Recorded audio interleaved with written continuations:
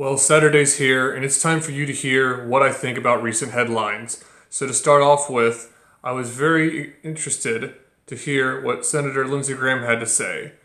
Totally not nonsense reports. In a wise political move, Senator Lindsey Graham leads the right wing in a new direction.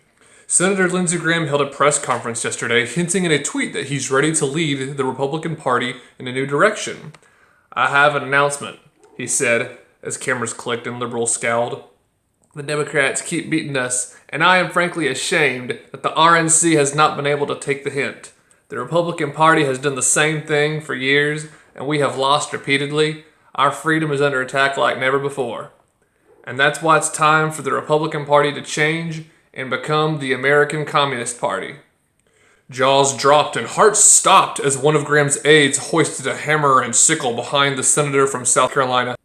"Yes, I am a Marxist-Leninist. The Democrat Party won't take the right path.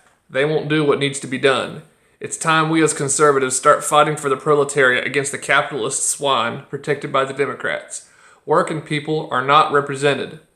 And in his first display of emotion since the Kavanaugh hearings, Graham raised his fist and yelled, "We have nothing to lose but our chains, y'all." Republican voters say that they are angry, but their response has been predictable.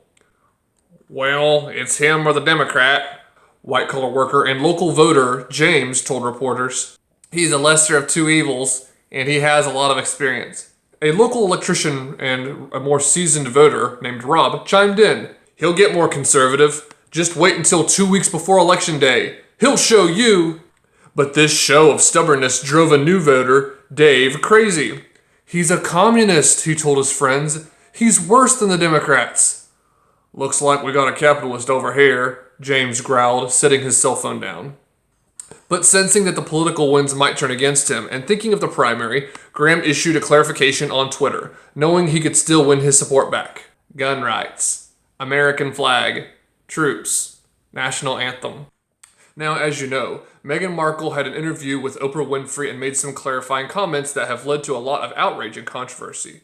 But that ends today. This morning, the member of the British royalty we're talking about, held a press conference announcing a return to normal life.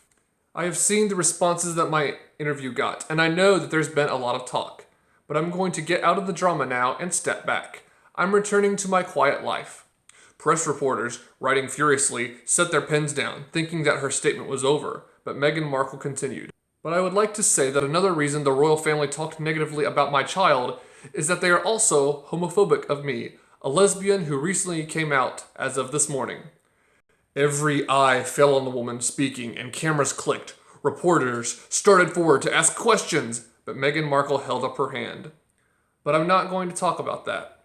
Some people seem to think that I'm fabricating stories and saying things just to get attention, but that's not true. As I said, I'm stepping back now, and I won't be making any statements.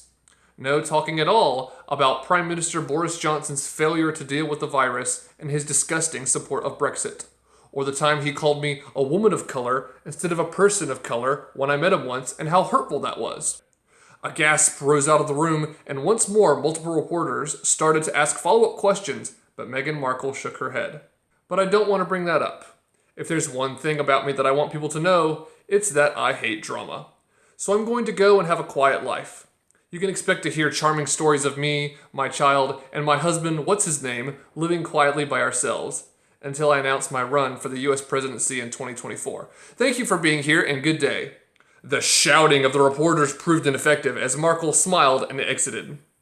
But Buckingham Palace did have something to say on behalf of Queen Elizabeth II.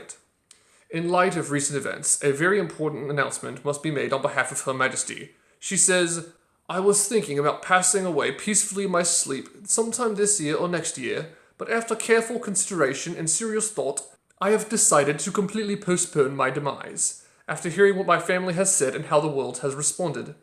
The nature of this delay will be indefinite, due to the fact that I have avoided controversy and negative media attention my whole life, which has been nearly 1 century, and you can't do so for 10 minutes. The palace's secretary also stated that research is being put into Futurama-style head preservation technology, along with the possibility of creating an Odin sleep process. To wrap up today, Pope Francis has put out a statement. As many of you know, the Pope said recently that the world is at risk of a second flood due to climate change. But after understandable backlash from anyone who has ever read the Bible, he decided to issue a clarification. "I would like to clarify," he said, speaking into a microphone to the large crowd gathered to listen to him. "The world is not going to flood. I misspoke and I apologize." Staff in the background beckoned to him to put the microphone down. That's good, they mouthed. But Pope Francis felt obligated to clarify. "However, that does not make the children of the earth's situation any less dire. Climate change is the battle of our lifetimes." Pope Francis smiled broadly. "And that is why I have come to speak to you. Today we begin our push for unity. It is time for a one-world government to take control." The crowd's murmurs grew louder and several officials whispered furiously, No. But the Pope continued, "Look, Scripture doesn't prohibit it. Our Bible does not warn against it. And this is necessary to combat the white supremacy of fossil fuels. Look at the gases burned when they are released into the atmosphere. They are white. That is unacceptable and has to change. And I know just the man to lead this movement. Frederick Soros, son of George Soros. He's been my friend for many years, and ever since he was born on that beautiful day, on June 6th of 1976, he's pushed for globalization very passionately." President Joe Biden was standing nearby, ready to speak at the event next, and he clapped heartily on hearing this. "Wonderful sermon, Pastor," he said warmly. "I especially liked the part about Moses killing Goliath on the ark."